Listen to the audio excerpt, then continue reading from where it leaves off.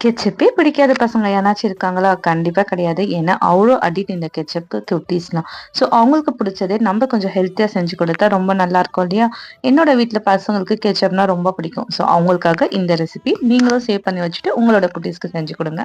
ஒரு குக்கர்ல ஒரு 10 தக்காளி எடுத்துக்க நல்லா பழமா. இப்போ ஒரு வெங்காயத்த 4ஆ கட் பண்ணி போட்டா, அதுல ஒரு பங்கு வெங்காயம், 5 பல்லு பூண்டு, கொஞ்சமா பீட்ரூட் துண்டு, ஒரு 1/2 பீட்ரூட் துண்டு.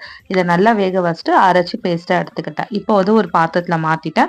மாத்திட்டு நம்ம அந்த அரைச்ச பேஸ்ட் இல்லையா? அத நல்லா வடிகட்டி எடுத்துக்கணும். அப்பதான் நல்ல ஒரு லிக்விட்ல நல்ல ஒரு கிரீமியா கிடைக்கும். இப்போ அதுல ஒரு 1/4 ஸ்பூன் உப்பு, ஒரு 3ல இருந்து 4 ஸ்பூன் நாட்டு சர்க்கரை. நீங்க வெள்ளை சர்க்கரை வேணும்னாலும் ஆட் பண்ணிக்கலாம். அத போட்டுட்டு இப்ப காரத்துக்கு காஷ்மீரி சில்லி பவுடர் ஒரு 1 ஸ்பூன் ஆட் பண்ணியிருக்கேன். நார்மல் சில்லி பவுடர் ஒரு 1/4 ஸ்பூன் ஆட் பண்ணிருக்கேன். இது போட்டு நல்லா மிக்ஸ் பண்ணிட்டு, இது இந்த மாரி நல்லா ஒரு திக்கா வந்துடும். அதுக்கப்புறம் ஒரு 1/4 கப் வினிகர். கண்டிப்பா வினிகர் ஆட் பண்ணணும். அப்பதான் கடைகள்ல கிடைக்கிற டேஸ்ட் நம்மளுக்கு கிடைக்கும். வினிகர் போட்டு நல்லா மிக்ஸ் பண்ணிக்கிட்டே இருக்கணும்.